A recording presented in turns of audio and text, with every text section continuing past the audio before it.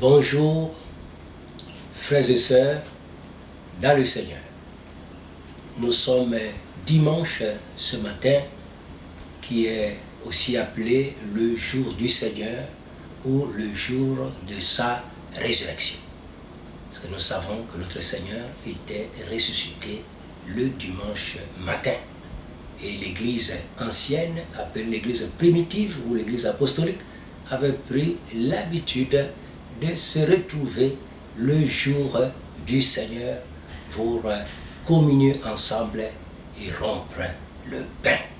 Nous sommes en confinement, nous ne pouvons donc pas nous retrouver physiquement ensemble pour communier ou partager la table sainte, mais ce matin, nous nous retrouvons autour de la parole de Dieu.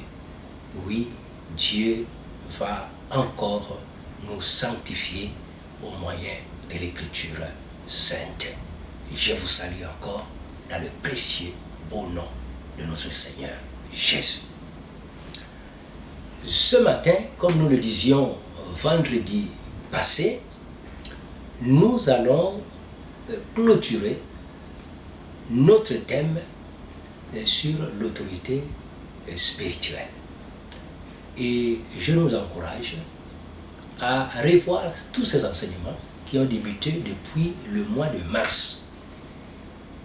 La pédagogie dit la répétition est la mère de science ou la mère de la pédagogie.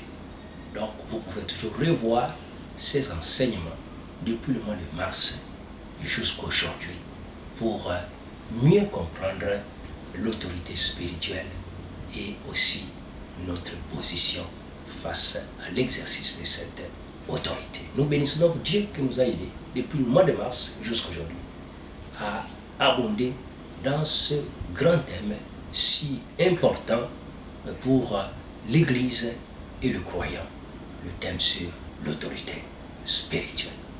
Ce matin, notre thème s'intitule « L'autorité spirituelle et notre corps ».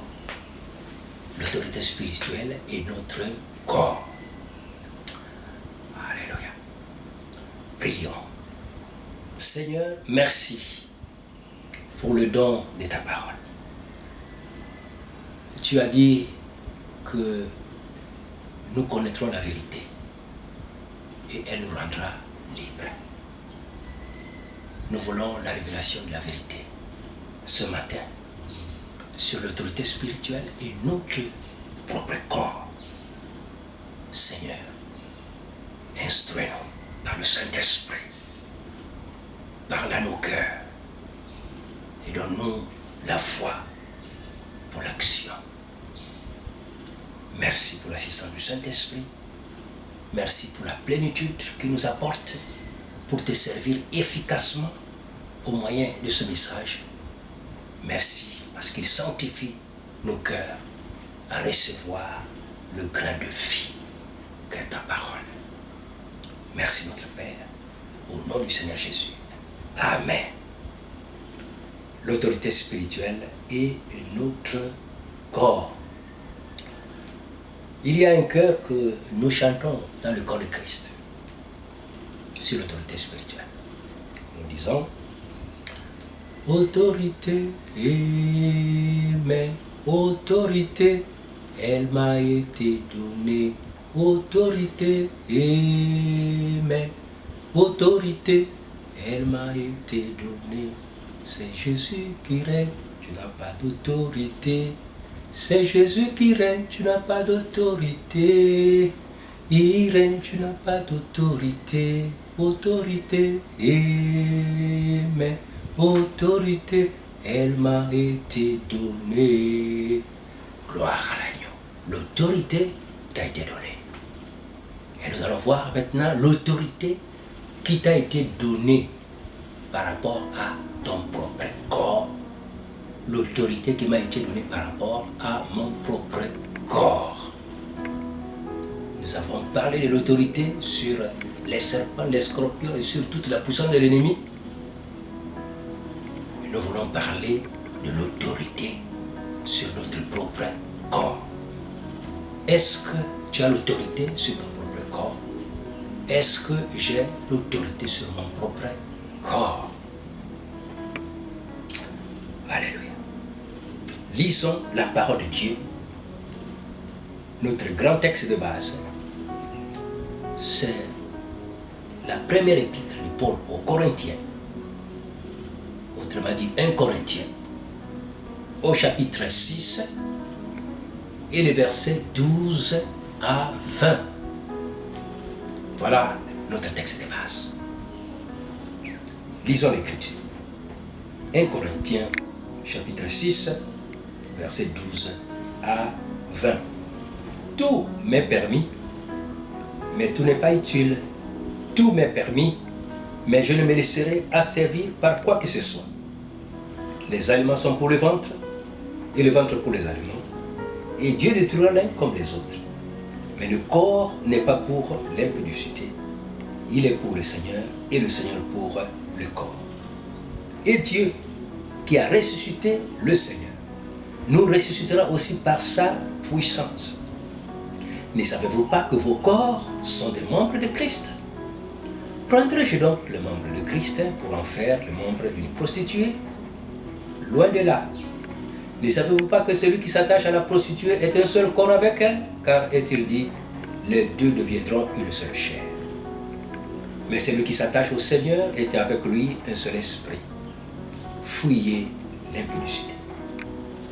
Quelque autre péché qu'un homme commette, ce péché est hors du corps. Mais celui qui se livre à l'impudicité pêche contre son propre corps. Ne savez-vous pas que votre corps est le temple du Saint-Esprit qui est en vous, que vous avez reçu de Dieu et que vous ne vous appartenez point à vous-même, car vous avez été rachetés à un grand prix. Glorifiez donc Dieu dans votre corps et dans votre esprit qui appartiennent à Dieu. Amen. Gloire à Dieu. L'autorité spirituelle est notre corps. Ce passage nous parle de l'esprit et du corps. Et ce passage nous parle de l'entretien que nous devons apporter à notre corps. Vous voyez, nous disons l'entretien que je dois apporter à mon corps, l'entretien que tu dois apporter à ton corps. Donc là, il y a deux choses.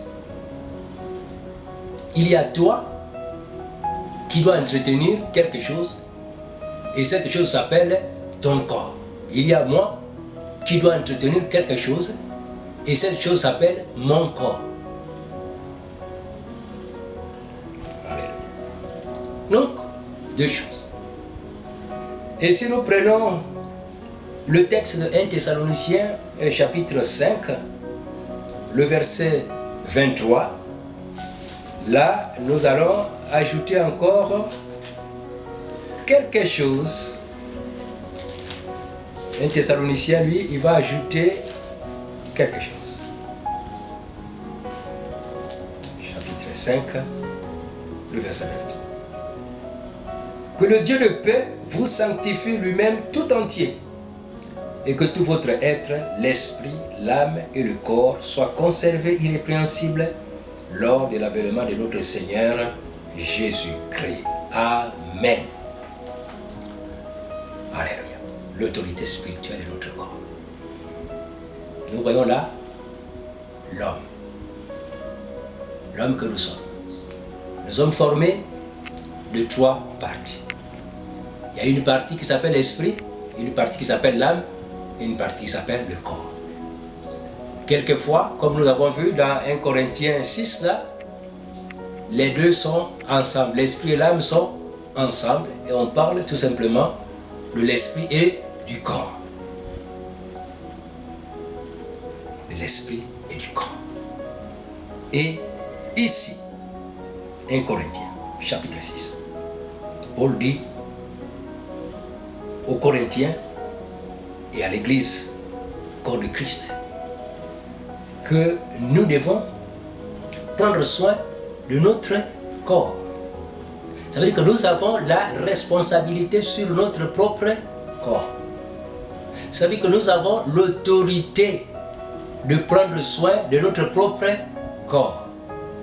Nous avons l'autorité de soigner notre corps. Nous avons l'autorité de protéger notre corps. Nous, toi et moi, qui sommes-nous? La Bible dit que Dieu nous a créés, esprit, âme et corps. Le véritable nous, c'est l'esprit. L'homme est un être spirituel, un esprit qui a une âme et qui habite dans un corps. Donc lorsque la Bible dit que tu dois prendre soin de ton corps, lorsque la Bible dit que je dois prendre soin de mon corps, lorsque la Bible dit je suis, c'est l'homme intérieur.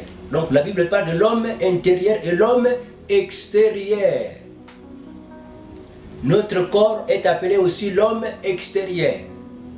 Notre corps est appelé aussi l'enveloppe qui nous garde. Notre corps est appelé aussi la tente qui nous garde. Notre corps est appelé aussi la maison qui nous garde. C'est très important dans l'exercice de l'autorité spirituelle et notre corps. Donc toi, tu es un esprit. Et Dieu t'a donné une âme et une enveloppe qui te garde. L'esprit, c'est la partie véritable de l'homme qui entre en contact avec Dieu. Dieu est esprit. Et Dieu vient dans notre cœur pour y habiter. Et la Bible dit que celui qui est avec le Seigneur est avec lui un seul esprit. L'Esprit de Dieu vient habiter nos cœurs. Donc dans notre esprit. Nous avons une âme qui est le siège de l'émotion, de l'intelligence. L'âme joue comme la zone tampon entre l'esprit et le corps. Le siège de l'émotion, des sentiments, de l'intelligence, des sensibilités. L'âme. Et quelquefois la Bible les confond, esprit et âme, ensemble. Donc,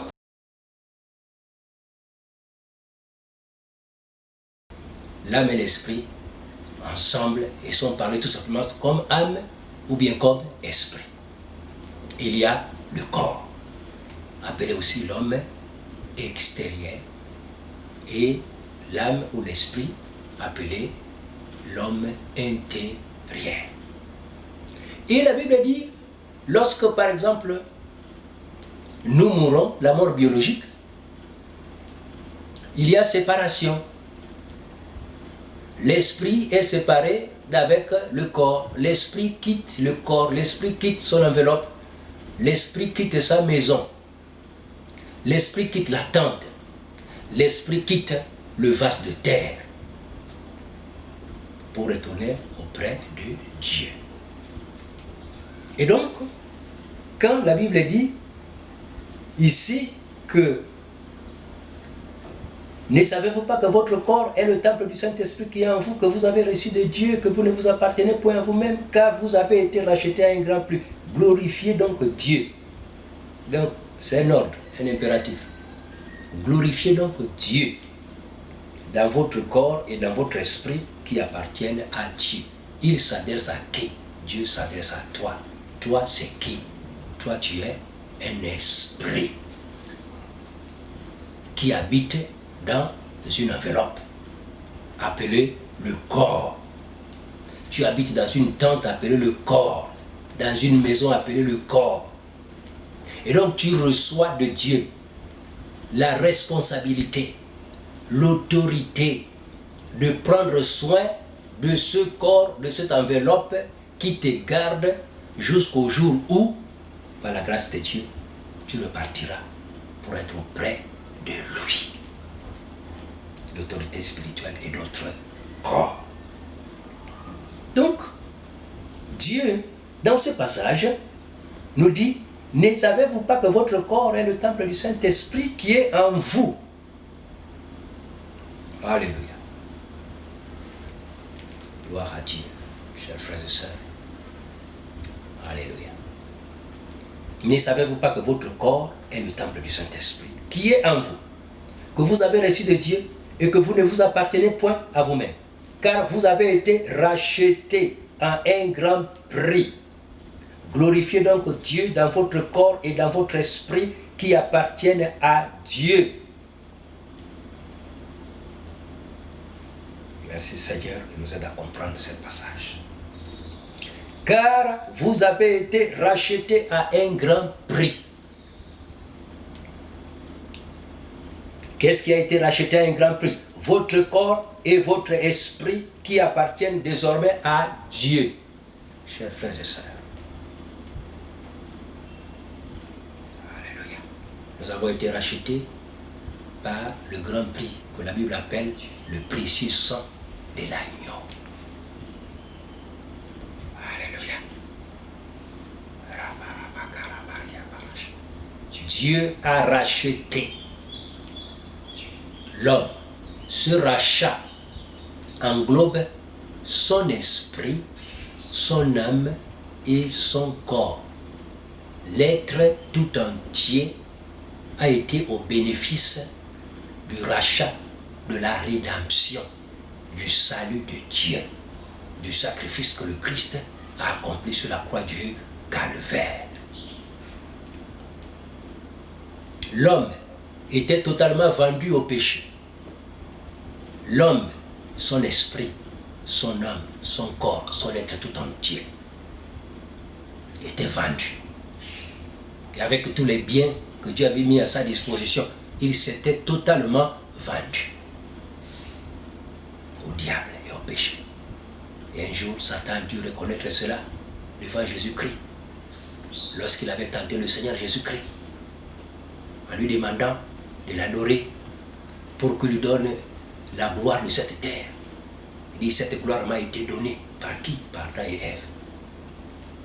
Satan était devenu le maître de l'homme et de tout ce que Dieu avait mis à sa disposition.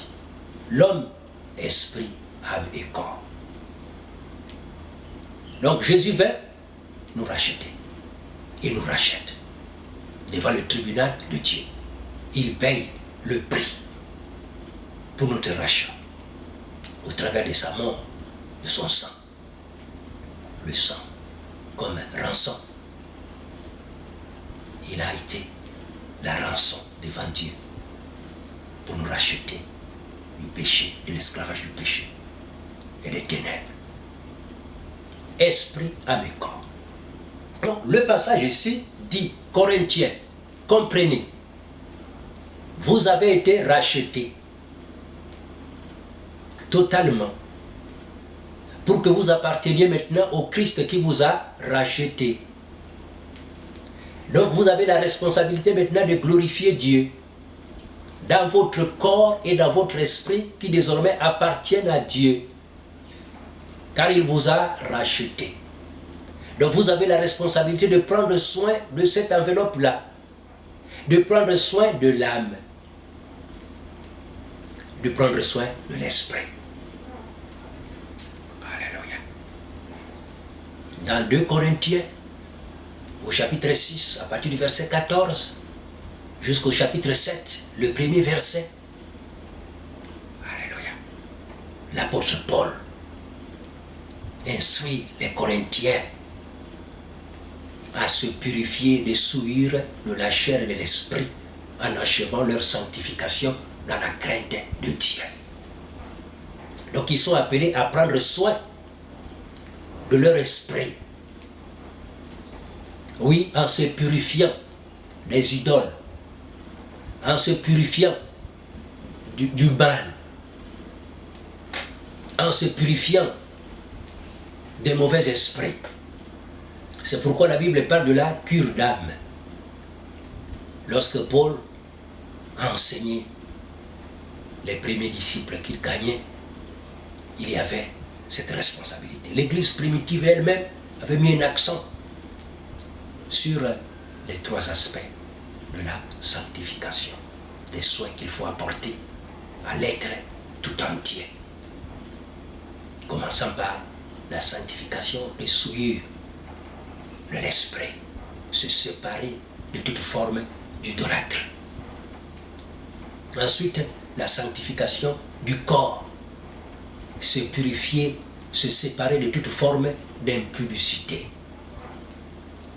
Et Paul parle dans Romains au chapitre 12, le verset 1er, le verset 2, la consécration de ce corps-là qui a été racheté et de la nutrition qu'il faille apporter à l'âme.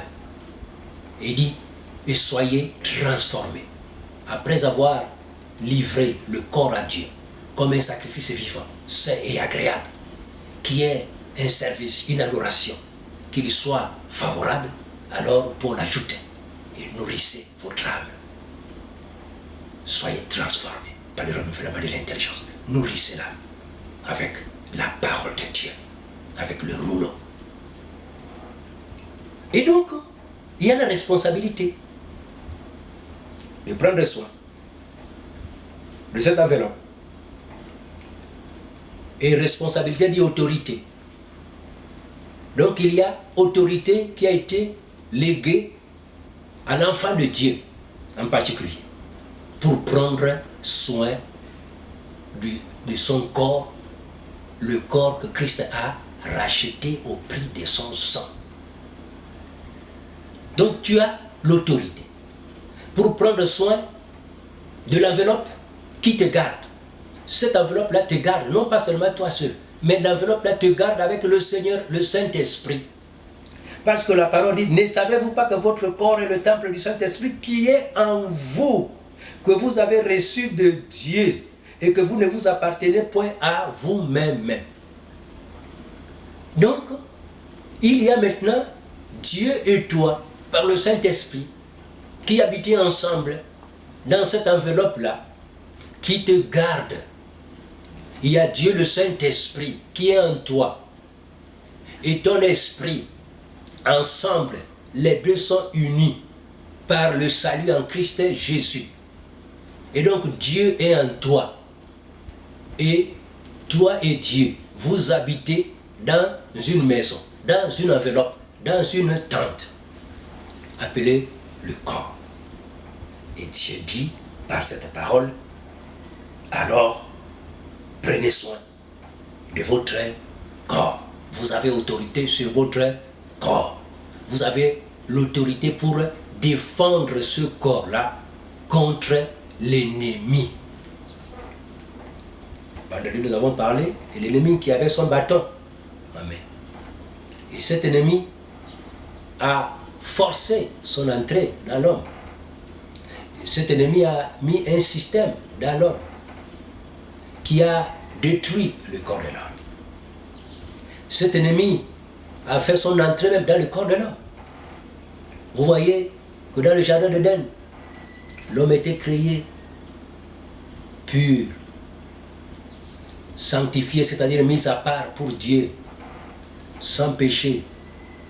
Il n'y avait pas la mort en lui.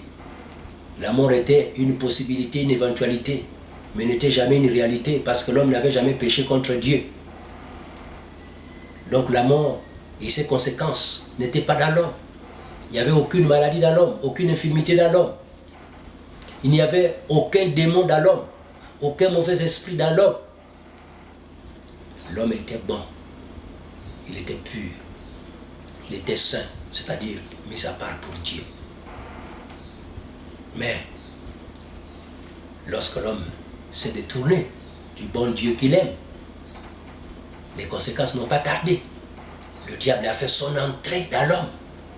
Il a fait du corps de l'homme maintenant son habitation. Vous voyez, il a usurpé la place de Dieu dans le cœur de l'homme à cause de la volonté de l'homme qui le lui a permis. L'ennemi est rentré. Il s'est assis. Il a commencé à gérer notre corps. Il a commencé non seulement à gérer le corps, mais à le détruire. Selon que le Seigneur Jésus nous le dit dans Jean chapitre 10, le verset 10. L'ennemi ne vient ou n'est venu que pour voler, égorger et détruire. Lorsqu'il est entré dans l'homme, lorsqu'il a fait, voyez, du corps de l'homme son habitation, il est entré pour voler, pour égorger, pour détruire sa vie.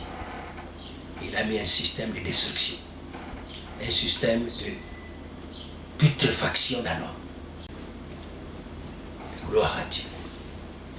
Donc l'ennemi, étant entré dans l'homme, a mis son système de putréfaction, de destruction, comme nous le disions tantôt, et que le Seigneur Jésus lui-même a dû en parler dans l'évangile de Jean, au chapitre 10, le verset 10. Le Seigneur disait que l'ennemi vient, ou plutôt est venu, pour voler, égorger et détruire. Mais lui, le Seigneur Jésus, était venu pour que ces brebis aient la vie et qu'elle ait en abondance. Donc, l'ennemi était entré pour faire du mal à l'homme. Et donc, quand Christ vient nous sauver, Christ a déjà trouvé l'ennemi qui était là. L'ennemi qui avait détruit, qui avait pris possession de notre esprit, de notre âme, de notre corps.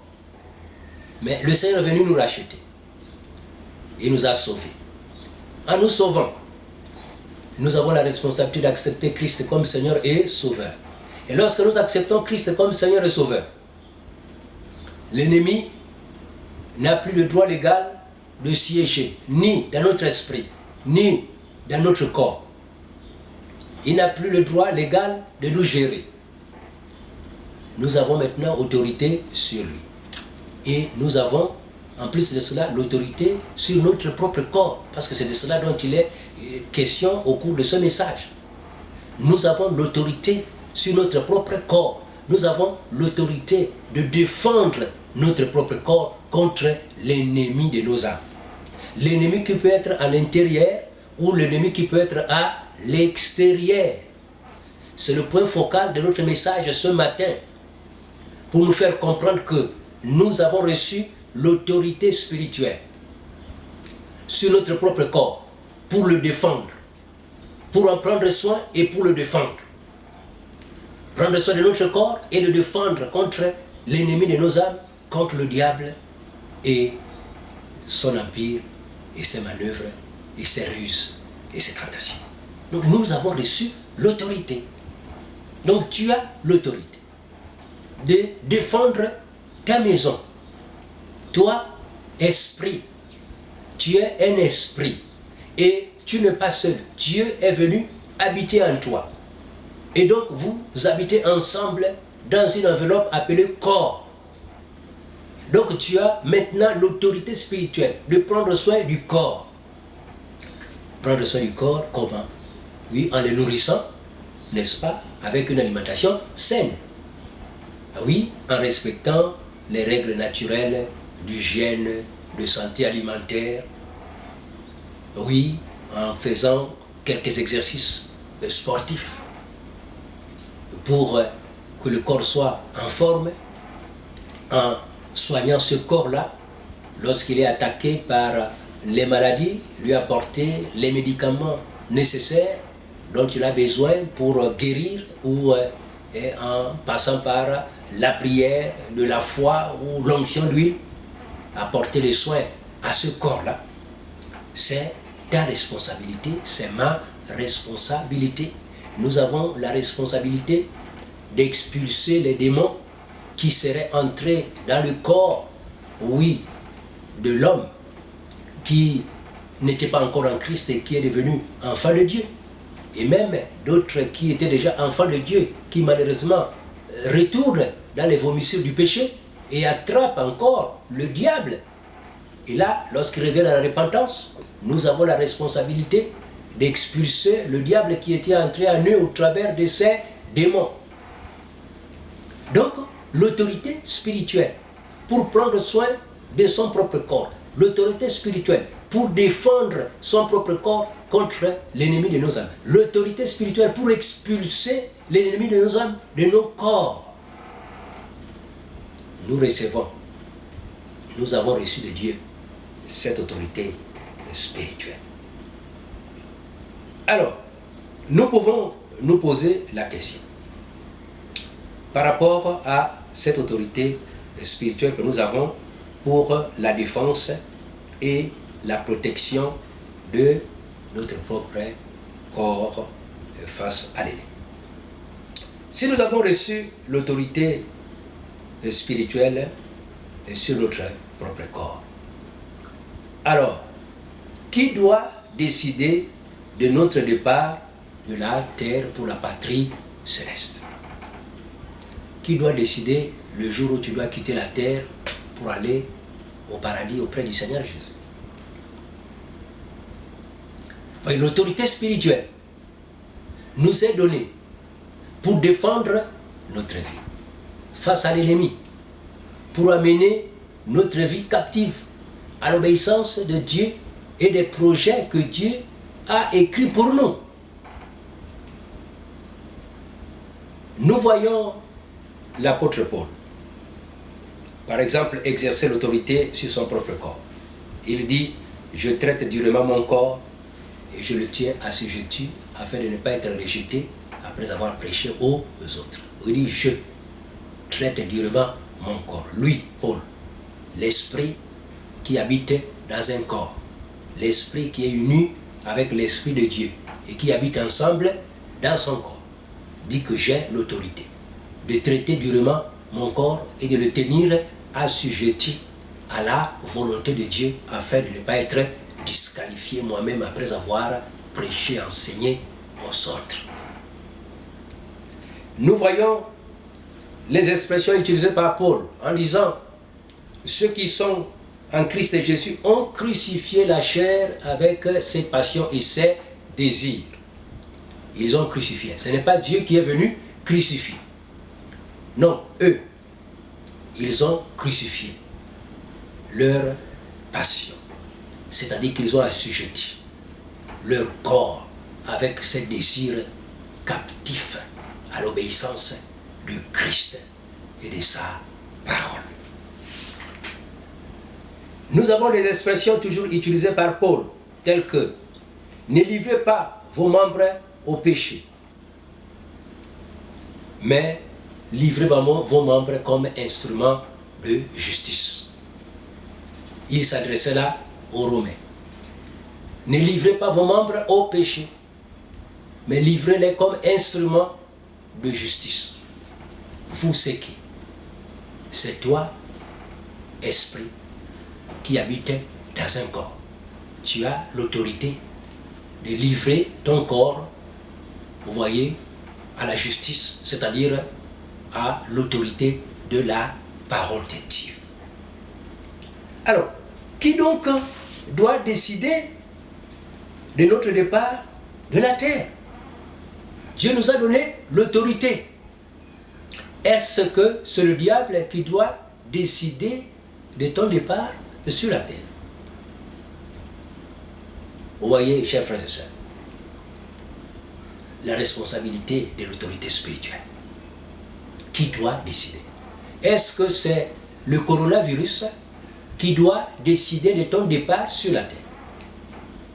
Est-ce que c'est le cancer qui doit décider de ton départ sur la terre? Est-ce que ce sont les démons qui doivent décider de ton départ sur la terre? Est-ce que ce sont les hommes qui doivent décider de ton départ sur la terre? Est-ce que c'est la sorcellerie qui doit décider de ton départ sur la terre? Est-ce que c'est la magie qui doit décider de ton départ sur la terre? Est-ce que c'est le vampire qui doit décider de ton départ sur la terre? Qui doit décider de ton départ sur la terre, toi qui es devenu enfant de Dieu? Et Dieu t'a donné l'autorité. L'autorité de soumettre ta vie captive à l'obéissance de Christ et des projets qu'il a écrits pour toi avant la fondation du monde et qui s'accomplissent en Christ Jésus. Car Dieu en Christ a préparé d'avance les bonnes œuvres pour toi, pour moi afin qu'au temps marqué, en acceptant Christ, nous les vivions, nous les pratiquions. Mais ici, nous constatons malheureusement que tout le monde n'accomplit pas nécessairement le plan de Dieu. Nous constatons déjà depuis l'Éden, Dieu avait donné des jours infinis à l'homme, mais par son péché, il les a réduits. Adam a vécu jusqu'à 930 ans et il mourut. Et depuis ce temps, l'âge a continué à diminuer. C'était de plus de 900 ans, mais moins de 1000 ans. Ensuite, c'est tombé jusqu'à 120. Là, dans Genèse 6:3, Dieu dit vraiment, l'homme n'a fait que continuer à le pécher et j'ai réduit le nombre de ses jours jusqu'à 120. Et ça continue toujours à diminuer. Nous arrivons au psaume 90, versets 9 à 10. Nous voyons là la prière de Moïse. Moïse qui pleure devant Dieu, qui fait un constat triste et dit, nos jours sont diminués et ne s'évaluent aujourd'hui qu'à 70 ans. Et le plus robuste n'atteigne que 80 ans. Moïse pleurait dans sa prière devant le Seigneur. Les jours ne faisaient que diminuer. Et Moïse disait c'était à cause de leurs iniquités qui amenaient ces jours à diminuer. Aujourd'hui, nous constatons que même les avortants ne voient même pas le soleil, ils partent. Les petits-enfants partent. Les adolescents partent avant d'avoir accompli les projets de Dieu. Les jeunes partent. Les adultes également partent. Et les vieillards partent. Aujourd'hui, nous constatons que des fois même les chrétiens n'arrivent pas à terminer les projets que Dieu a dans leur vie. Pourquoi? Plusieurs raisons sont possibles. Premièrement, l'ignorance.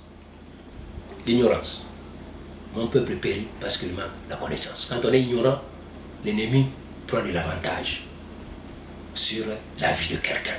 Il peut même décider du départ de cette personne sur la terre, peut écouter même son séjour sur la terre et l'empêcher d'accomplir les projets de Dieu.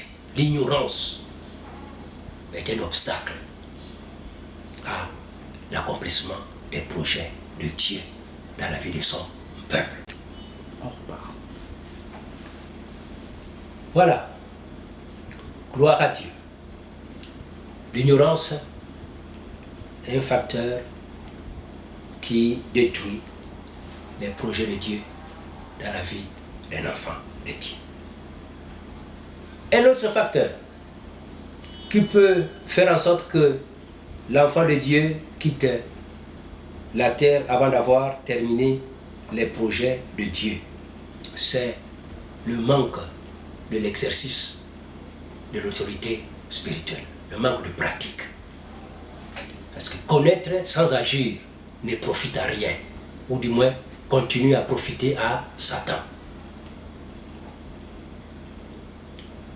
Lorsqu'on a l'autorité spirituelle sur notre corps, nous avons la responsabilité première d'en prendre soin et ensuite la responsabilité de le défendre notre corps, notre vie. Si tu ne défends pas ta vie face à l'ennemi, il va continuer à prendre de l'avantage. Par exemple, lorsque l'ennemi vient attaquer ton corps, la Bible dit, quand l'ennemi viendra comme un fleuve, l'Esprit de l'Éternel le mettra en fuite. Il dit, vous, petits enfants, vous êtes de Dieu et vous les avez vaincus, car celui qui est en vous est plus grand, plus fort, plus puissant, plus glorieux, plus redoutable que celui qui est dans le monde. Donc, Dieu est en nous et nous donne la pleine autorité de nous défendre. Nous avons l'autorité dans le nom de Jésus de dire, comme nous avons l'habitude de chanter certains chœurs dans le corps de Christ. Et ici, je vais citer peut-être un petit couplet d'un chœur que nous chantons dans le corps de Christ. Satan, plie tes bagages, je te le remets.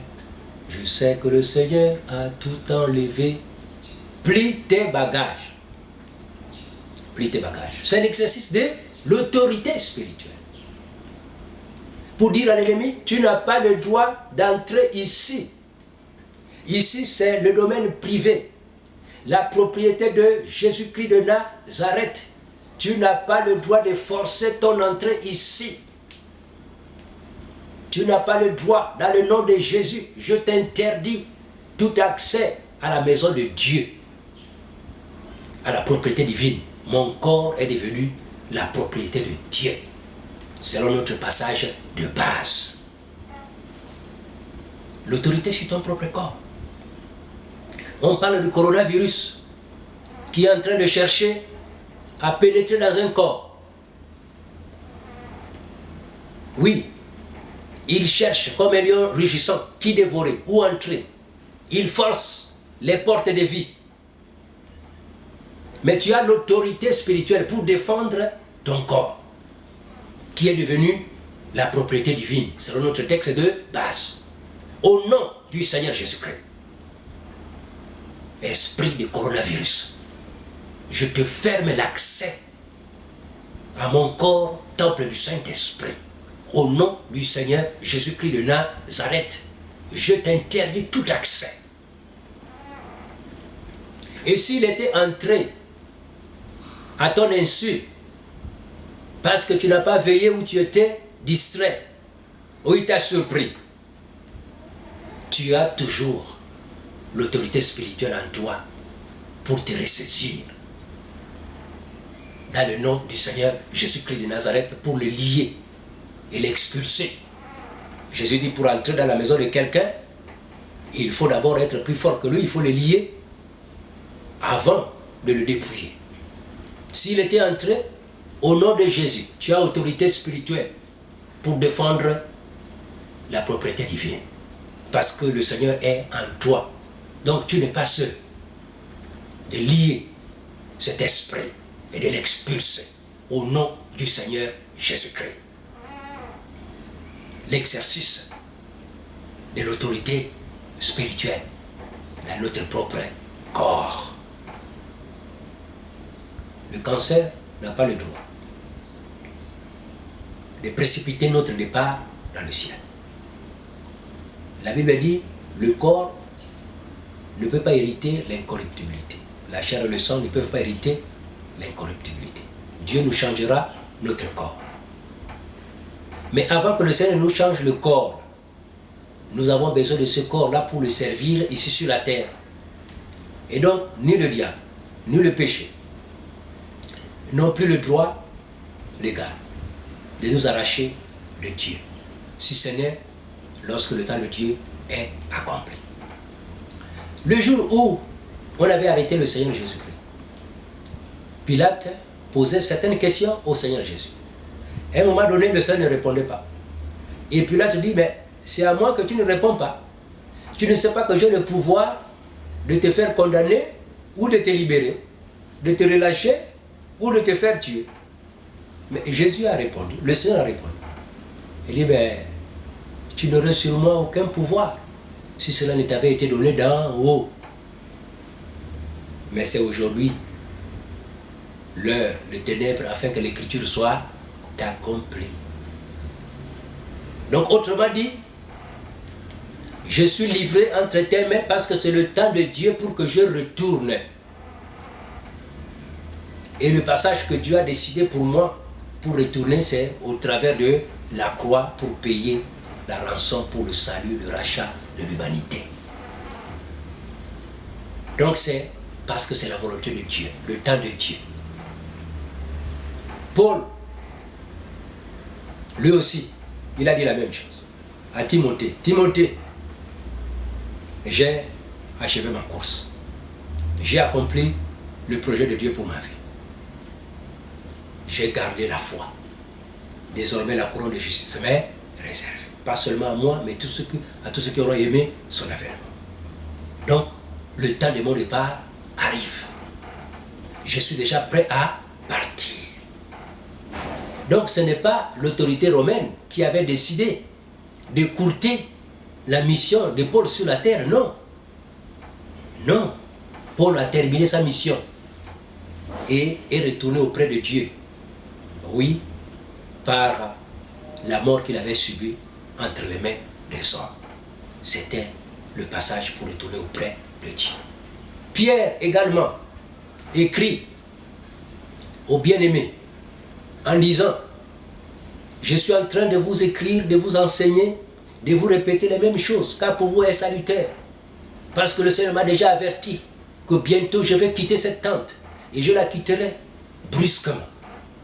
Mais je prends soin qu'avant mon départ, que vous soyez affermis. Voilà pourquoi je prends la responsabilité de vous envoyer cette lettre, de vous instruire, de vous répéter les mêmes choses. L'autorité spirituelle sur notre propre corps, pour en prendre soin et pour le défendre, jusqu'à ce que chacun ait terminé sa mission et partir auprès de Dieu selon la voie que Dieu a prévue, selon la porte de sortie que Dieu a préparée pour chacun. Mais ce n'est pas à l'ennemi de décider de te renvoyer de la terre avant le temps de Dieu. Ce n'est pas à la sorcellerie de décider de te renvoyer de la terre avant le temps de Dieu. Ce n'est pas à la magie de décider de te renvoyer de la terre avant le temps de Dieu. Ce n'est pas au coronavirus de décider de te renvoyer de la terre avant le temps de Dieu.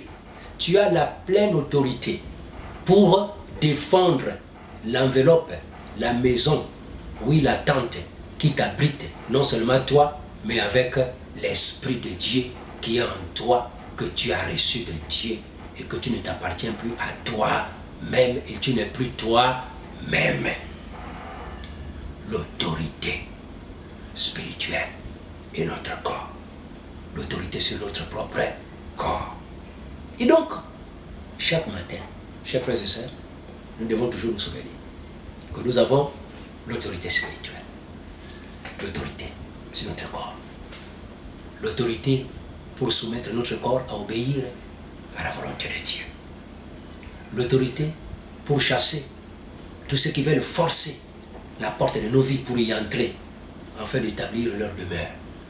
On doit le leur refuser dans le puissant nom de Jésus-Christ de Nazareth.